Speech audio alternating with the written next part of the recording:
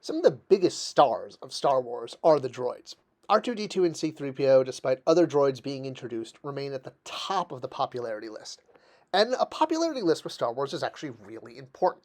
While the line has gone very, very deep in character selection, probably deeper than almost any toy line in the history of, ever, the main characters always sell better. And this is not unique to Star Wars, this is universal. And every once in a while, Hasbro does come out with kind of like a sort of a best of wave, but they doubled down on that in 2003 with a Hall of Fame wave where they re-released figures that were A-list characters on shelf. Brilliant idea. You want to keep A-list characters on shelf at all times. And I'm puzzled why Hasbro doesn't do this more often. So this wave came out in the middle of 2003, 2004, 2003, when this line was shipping, the Gold Saga. It started off as Attack of the Clones, but it kind of migrated to a lot more. It never actually was called Attack of the Clones. It was called Saga, even though it supported Attack of the Clones. But it included original trilogy figures, and the All-Star wave included Phantom Menace characters from Episode 1. And that's so important to have these A-list characters out there. So of all the characters that were released, only C-3PO and R2 actually had a slight change. All of the rest were just direct pickups, so those are the only two I'm going to be going into a deep dive in here.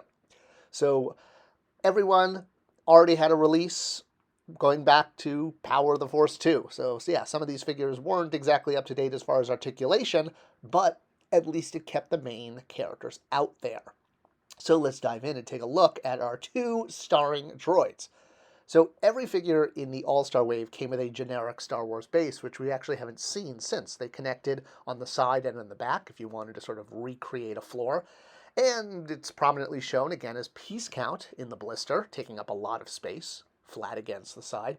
Now this C-3PO might look familiar to you if you already have the Millennium Minted Coin version from Power of the Force 2.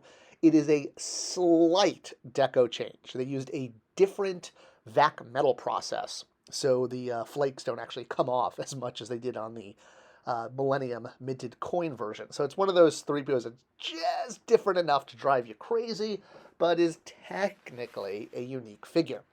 It's an improvement, by sure, of the original Millennium Minted Coin. The second is R2-D2. Now this one actually does have a little bit more of a dramatic, if you'll call it that, difference from the original release, and also packed with that flat black Star Wars base. This is a clean version of R2-D2, and it's a repaint of a dirty version of R2. No, I don't mean he was like telling dirty jokes. I mean he was like physically, blaster scarred. So this was the R2 that came out in Power of the Jedi for Attack of the Clones. So not an original trilogy version of R2. He doesn't ever have those type of blast marks in the original trilogy. This mold did have wheels on the feet and a non-removable third leg, which made it unique, but I passed on picking it up in the Attack of the Clones deco because I only get original trilogy figures. But sometimes you get weird crossovers, like when this Attack of the Clones Imperial Guard later gets repacked without any changes, just fewer accessories, as part of a classic trilogy ship. So yeah, there's always kind of that wonky room as, is the character original trilogy or not? And if you're crazy like me, you really pay attention to that. All right, so let's take a look at R2 here. He's got a clicky head, and as I said, the wheels and a non-removable third leg, which does make it a unique tool, a unique sculpt. Most of them have removable legs and even added accessories here, so you can see kind of comparison. And then here's our original R2. Well, okay, it's actually the Retro Collection Kenner Repro, but you get the point. All right, let's bring out C-3PO.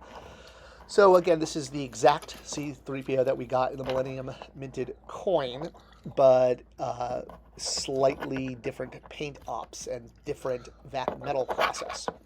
So he's cleaner, and the back metal doesn't scrape off. So, yeah, you can see, take that, old 3PO. Haha, I am the new C-3PO. Ta-da!